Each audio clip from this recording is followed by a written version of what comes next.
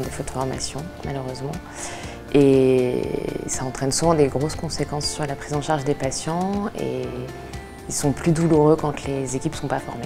Je pense que ce qui manque cruellement, c'est la répétition de la formation. Alors vraiment, pour améliorer la prise en charge, ça serait avoir des formations. En fait, si on pouvait faire de la formation continue sur ordinateur, que ce soit chez nous ou sur notre lieu de travail, ça serait vraiment top. Parce que ça permet déjà de s'isoler et de ne pas avoir la pression de groupe. Et effectivement, du coup, ça permet de le faire régulièrement, là où une formation, ça va être de manière très ponctuelle.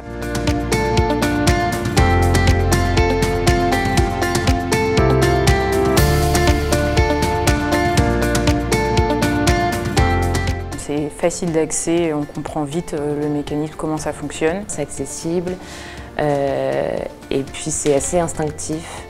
C'est assez simple de pouvoir se déplacer et de cliquer sur les différents éléments. Et puis après, le côté ludique de l'expérience qui fait qu'effectivement on a envie de recommencer et donc de s'améliorer et de réfléchir aussi sur « ah bah oui c'est vrai, ça j'aurais pu le faire et je ne l'ai pas fait ». Et ça, le côté simulation renvoie à ce qu'on fait au quotidien. Les cas exposés dans CareSim sont très réalistes et on se prend au jeu. Vu que c'est fait sous forme un peu de jeu, du coup ça donne envie de recommencer. Et du coup on sait qu'on peut, si on recommence, améliorer encore et encore nos performances. Je trouve que ce qui est intéressant, c'est qu'on peut y revenir. On peut le faire plusieurs fois d'affilée, même sur le même cas clinique. On ne fera jamais les choses de la même façon.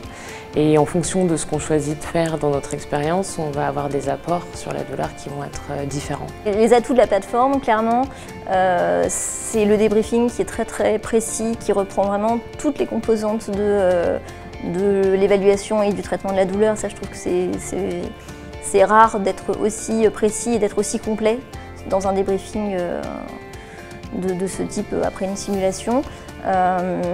L'autre atout, c'est qu'il lie tout ça à des textes, à des recommandations, notamment HAS, etc. Et ça, c'est clairement un atout pour baser sa pratique sur l'évidence et sur les recommandations de bonne pratique. Clairement, ce que cette plateforme va m'apporter, c'est l'amélioration de mes techniques, l'apport de nouvelles connaissances. Clairement, on apprend à faire des choses. Comme ça, on s'améliore sur vraiment un panel de sujets, pas juste un sujet en particulier. Il y a forcément un bénéfice de ce type de formation. Plus on est formé, mieux on traite la douleur et moins le patient a mal. Pour mes patients, ça va être clairement une amélioration parce que justement, vu qu'on peut s'entraîner sur jeu, du coup, on est plus rapide dans la réalité. C'est toujours gratifiant. Quand on voit qu'on arrive à progresser, forcément, c'est valorisant. Ça donne confiance aux gens et après, c'est beaucoup plus facile. Sérénité, parce que du coup, quand je serai confrontée à la situation, clairement, je sais que je l'aurais déjà faite.